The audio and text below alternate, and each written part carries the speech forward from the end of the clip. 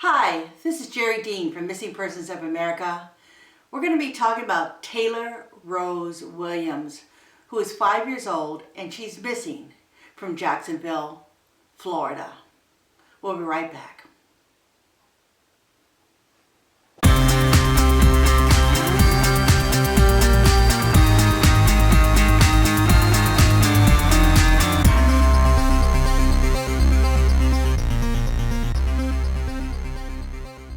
Taylor Rose Williams, who is 5 years old, has been missing from Jacksonville, Florida. She was last seen on November 6, 2019 at her home on Ivy Street. Now, her mother's name is Brianna Williams. Her mother said that she got up early in the morning and saw that Taylor was gone. The last time she'd seen her was around midnight that evening before, and when she got up, she wasn't there in her room, and she found that the back door had been left unlocked or was unlocked. We don't know any more information than that right now at this moment, but the door was found unlocked and Taylor's gone. Now this may actually sound really familiar to a lot of you because this has happened quite a bit, where the parents will wake up the next morning and the child is gone. And right now, we don't know too much about the case, but things are starting to come out, and that's what's usual about these kind of cases. They'll start off where the child is missing, and over the next day or two, you'll start getting information from neighbors and families and friends, and more information about the case comes out. Now, the news stations over there in Jacksonville went right out immediately and started combing the neighborhood and started talking to the public and neighbors and trying to get all the information. This is not usually what happens. Usually you might have a downtime a little bit before the news gets involved, but the Jacksonville media was there immediately. In fact, a lot of them have been there and they've been live and just letting the cameras roll as they wait for new information to come in. So I have seen photographs of the media around the neighborhood. I have seen photographs of the police going through the trash at the apartment complex where they had lived previously before they had moved. And I have seen a text message by Nicole. Let me get her last name here. Tiffany Nicole.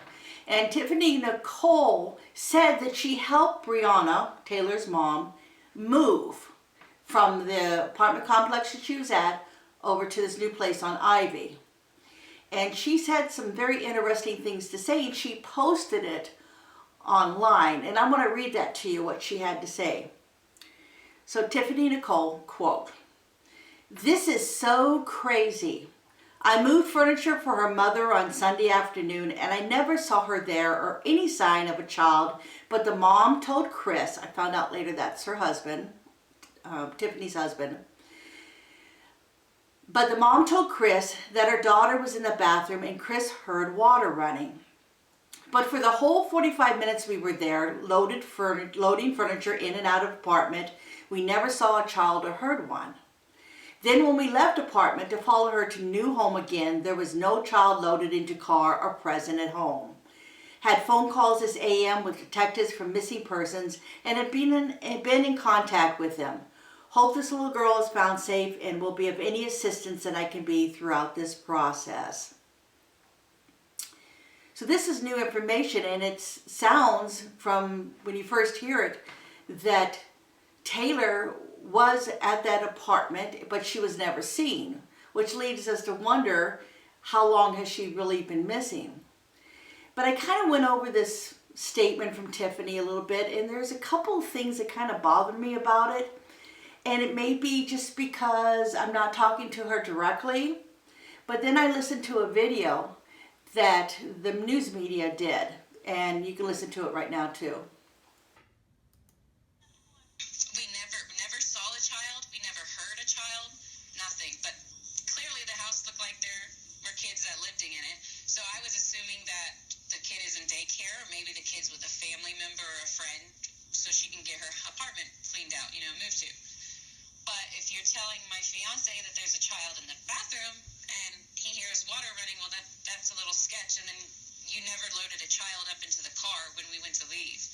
That's another thing that, thinking back now, it's like, that doesn't really add up. So we don't know really if Tiffany is a reliable source or not. When you first read what she has to say, you think, wow, really, this sounds not good. But as you dissect it a little bit, it brings up more questions for me that I would love to get the answers for. And maybe some of you have the answers for it. Right now, I haven't heard any feedback from the police on this statement that she made. And I kind of wonder why she posted the message in the first place. Because usually when you have information like that, you go to the police first and you tell them. And then usually the police will say, you know what, why don't you not say anything to anybody? It might hinder the investigation. Just keep it to yourself. But Tiffany decided to share it with everybody. But we got to remember that what is actually being said is not really a whole lot the police can do with, because it's really hearsay. Tiffany says that that her husband Chris said that Brianna told her that her daughter was in the bathroom, and Chris says he could hear the water running. All right, do we know it's water? I mean, we could really dissect this to little tiny little pieces if we wanted to. Maybe it was a toilet running. Was she even in there? Well, he says that Brianna told him that she was in there, but maybe he misunderstood her. Maybe she didn't say daughter. Maybe he said somebody was in there. Maybe he said, don't go in the bathroom. Maybe that's what she said. All we have is what Chris said, and we don't know what Brianna said, really. We only know what Chris said and what Tiffany said that Chris said. So we almost go like the third party information that we are getting. So it's really one person's word against the other.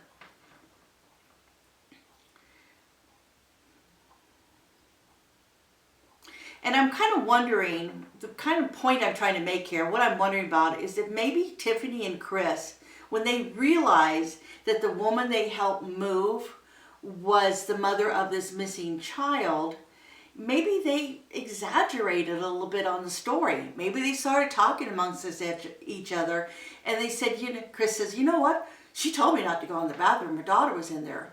Well, maybe that's what he remembers her saying, but maybe she really didn't say that. Sometimes you get all caught up in the excitement of something that's going on, and someone might say something, and you might turn it around and think that meant this, but it really meant that. So we don't know for sure. Like I said, we're looking at hearsay. And then Chris also said that, Tiffany also said that they left to go to the new place and no one went to get the daughter out of the bathroom. Well, that's a curious thing. I mean, if the daughter was in the bathroom, the mother would go get her, right?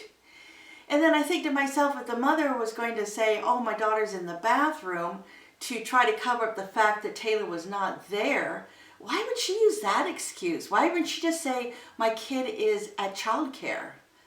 It doesn't seem to make any sense. I mean, that's fail-safe. My kid's at childcare, who's going to think any different than that? Unless she was thinking ahead to go, well, they'll check on that, so I'll just say she's in the bathroom. This stuff can get really deep when you start thinking about it and analyzing it. And the last thing that Tiffany said that I thought was kind of interesting was she said that Brianna overpaid her.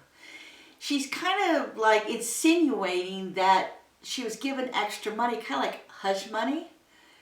But I don't know. Why did she think she was overpaid? And if she thought she was overpaid, why didn't she say something to Brianna? Why didn't she say, oh, you gave me too much money? Or why didn't she just assume that it was a tip for a job well done? Why does she now come back and say she gave me too much money, and as though it's insinuating that it was meant to cover up something, to make her keep quiet? It doesn't make any sense. So far the police have done all they can do in this case. I mean, they right off the right out in the gate, they went and they have done searching for her. They have asked the public for help. They have gone through the apartment complex and gone through all that trash. So far, I think they're still going through it, and nothing has been found at this point. They have gone and talked to everybody they possibly could that might know something. Now, there are neighbors that the media have talked to, and some people that have posted on Facebook that they never saw the child. But once again, here we got hearsay. Do we really know this? Do we know any of this? And Taylor, at 5 years old, she's about the age that she should have gone to school. But some cases, people don't put their children in school until they're 6. So maybe she has been home this whole time and there's been very little childcare, or maybe the family has come in to help. Now, I know Brianna is, let's see, I saw that she is a petty officer. I want to make sure I have that information correct. Yeah, she's a petty officer at NAS Jax, which is a Navy base. So she does have access to the Navy child care there, and since she is about Taylor's 5 years old, she probably was already in the child care system. Sometimes you got to wait a while on a waiting list, but I'm sure that that's all in the past now, and she was able to probably take her there most any time she needed to. And then if she was ever deployed, and we don't know this about Brianna at this point, but if she was ever deployed, she could have had family taking care of Taylor while she was gone. Now, I just heard earlier that the grandfather has released some more pictures of Taylor, and he was very upset about what was going on. So he is coming from wherever he's at. He's going to Florida to be with Brianna, and probably, I wouldn't be surprised if he would be out in the street looking for her too. So going through this case, I know that there probably will be more information that comes out, and some things may seem kind of damning and some things may sway you one way or the other, but you want to be very analytical about it and think about where the information is coming from, and if it seems like it is something that will move the case forward. So right now, all that we know is Taylor Williams, 5 years old, she's still missing, and had been missing since November 6th, and we don't know where she's at this point in time. An Amber Alert has been issued, and we hope that she's found safe and something comes forward, someone comes forward. If you think you've seen something or you know something, please don't post it on Facebook. Go to the police and let them know. I'm sure they've gotten lots of tips at this point. It may take them a little time to go through things, but I would contact the police and let them know. And I hope that Taylor is found soon. All right, that's it for today. Thanks for listening, everybody. Bye-bye.